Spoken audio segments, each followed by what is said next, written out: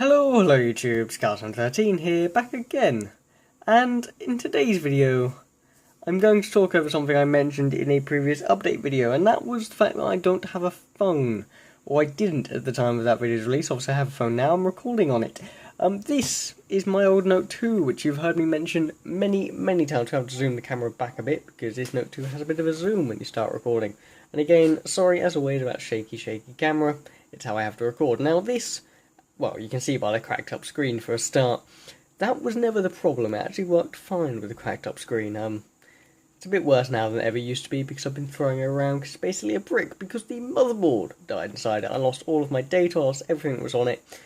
And yeah, it completely died on me. Look at the truth's ugly destroyed face there. That's that picture. But yes, so this was my Note 2. And it died on me. So obviously I had to buy a new phone. I didn't have the money at the time. I had about 2 weeks until I got paid so I could afford a new phone. So I had 2 weeks to wait. And in that time, I didn't want to be phoneless. So a few days into it, I decided to buy a temporary phone. You just saw a sneak peek of it in the corner. If the camera would focus, go on. Go on. It's not going to focus. I bought this, which is an LG L30, I believe. And I believe what makes it the 30 is it has SD card expansion. Don't know why I bought the L30 over the L20, it's just what was in the second-hand shop. As far as I can tell, there's no difference other than this has SD card expansion and a tiny bit bigger screen. I mean, we're talking like 0.1 of an inch. But yes, this thing cost me £10, I believe, and is very cheap and plasticky and kind of feels like my first phone.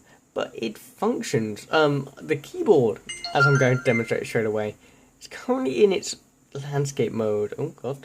Currently in its landscape mode. I'm going to place it down so I can try and hold the camera a bit more steady over it. It's not too bad when it's in this mode. It's vaguely usable. If I hit H, I meant to get G there. G. I want G. There we go. I got G in the end. Let's go for D. I got D that time. However, if you want to use it in standard mode, so this way up, whoop.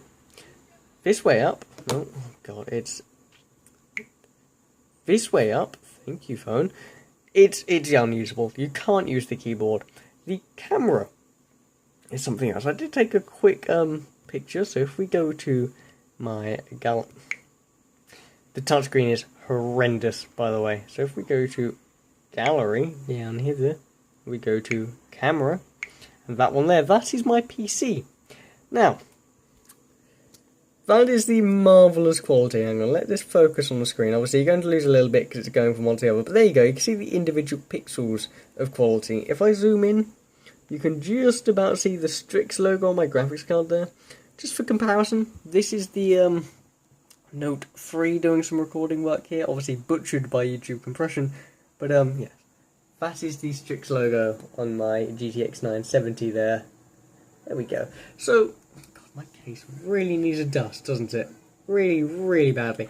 Anyway, so yes, it's not the greatest of phones, especially in terms of its camera. That's just a blurry mess, really.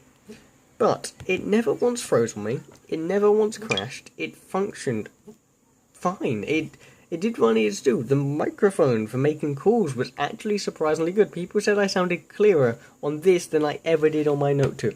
Which may be partially down to the Note 2's microphone being all clogged up, but that's actually quite impressive.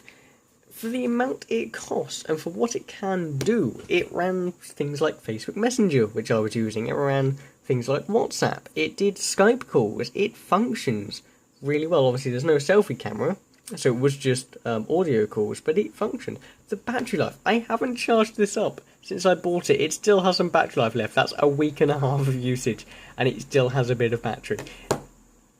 Brilliant little phone for what I paid for it, and honestly, I'm going to keep it. I'm not going to use it, but if this Note 3 that I'm recording on right now ever decides to die on me, that right there is a perfectly viable spare. And honest to God, I'm going to start using this when I go out mountain bike rides, because if this falls out my pocket, one, it probably won't break, and two, if it does, I don't care. So, and this SIM card fits in that phone. So I can literally just take my SIM card out of this Note 3 that I'm using now, put it in there, off I go for a bike ride. It's not going to die in my pocket, battery-wise. I'm not going to care if I break it or lose it, and I'm not going to have to worry about having an expensive phone in my pocket. It's just a really, really good little thing. But again, not nice to use, not nice as a daily driver. This is what I've been putting up with for the past few weeks. I have my new phone now. I'm very happy. But yeah, also, just a quick size comparison, because this is my old Note 2. So this is what I went from. I went from this to this. Now, size comparison. There's quite a big difference there. The entire phone fits easily within the screen of the Note 2. And I have the Note 3 now, which is actually a little bit bigger. If I put the case for my phone next to it, you can see it's marginally bigger. So let's just plop that in the corner. Yeah, in fact, I believe you can fit it basically sideways. Yes, it was very, very hard for me to get used to the tiny screen. I like big phones, and it was very, very difficult. Anyway, oh, that's a really cool feature, by the way. You can just double tap it to wake it up. Sometimes. There we go, and then just... It works, okay? It's a good little functional phone. It functioned me perfectly well. Thank you very much for watching this ranty, updatey, what I've been dealing with video. Have a wonderful day. It's been Carlton13. I will see you in the next video. Bye bye.